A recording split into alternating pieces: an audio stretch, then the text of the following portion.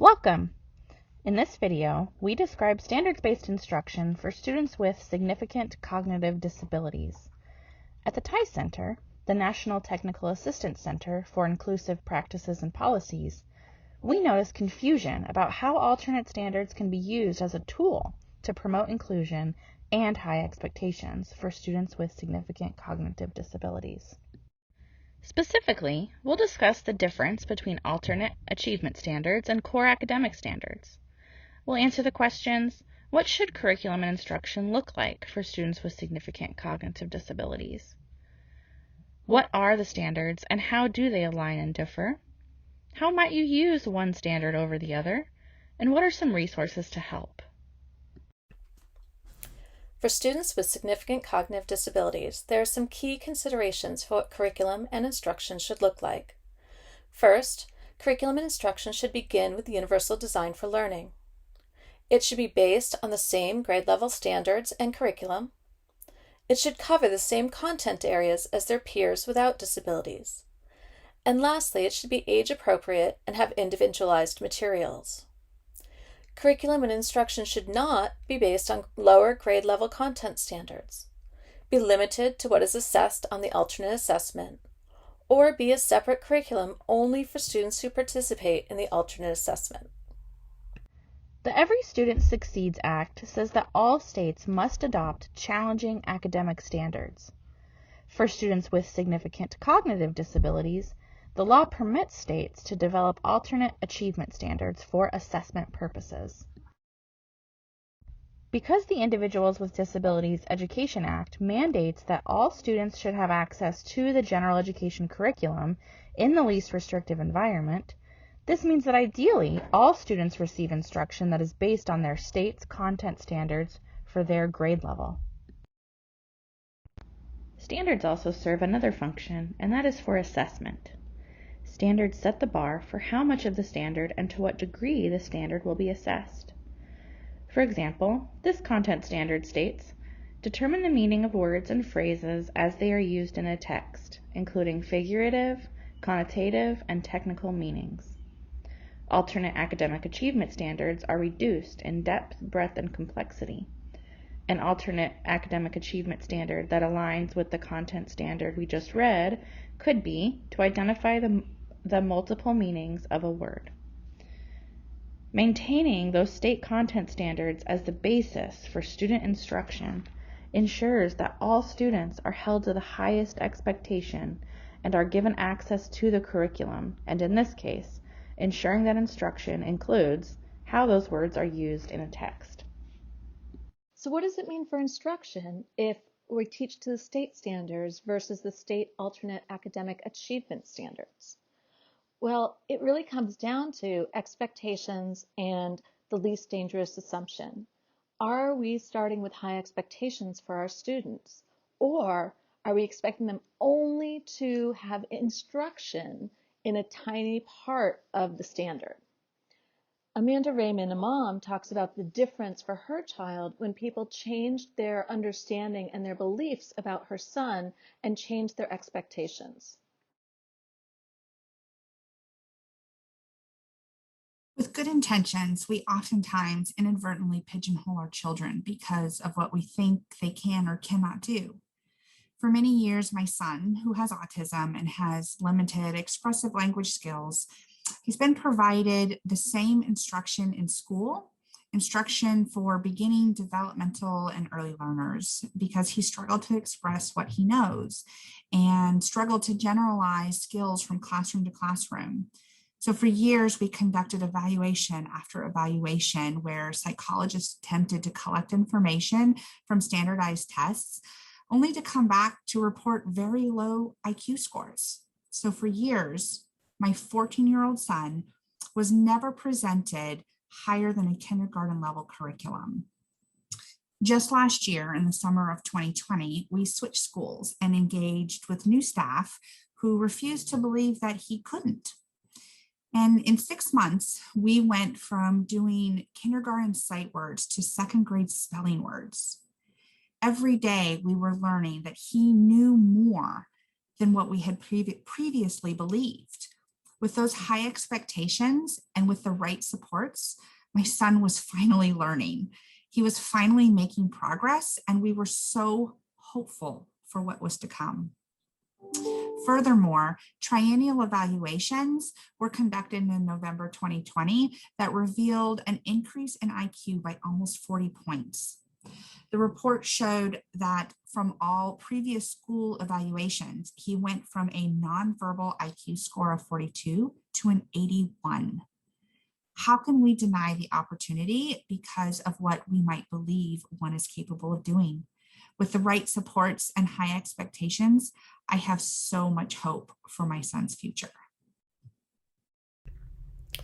Consider this in terms of how and what is taught.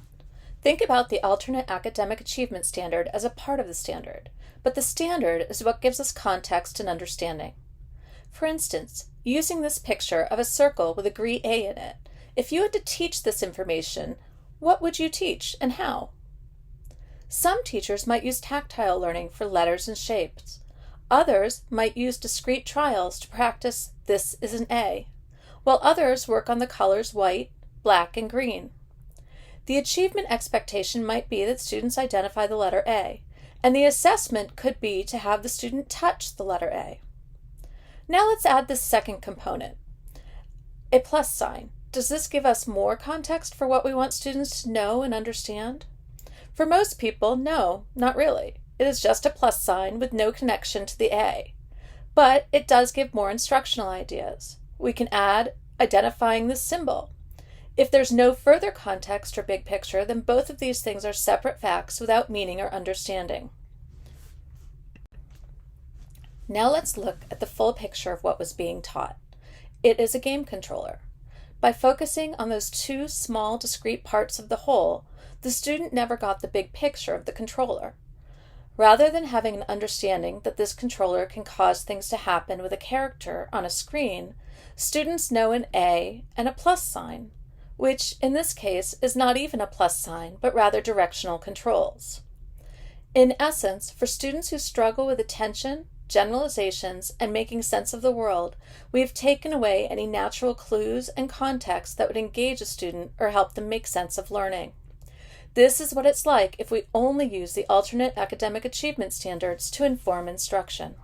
So let's look again at the difference between academic content standards and alternate academic achievement standards.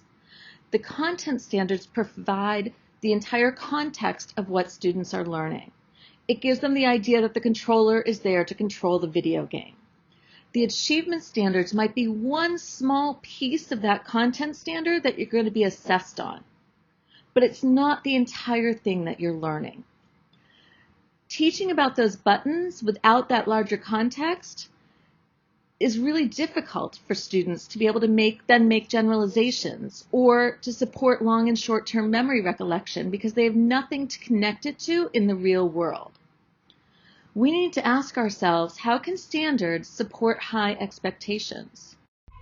Based on the Individuals with Disabilities Education Act and the Every Student Succeeds Act, many would say that the law permits the use of alternate content standards.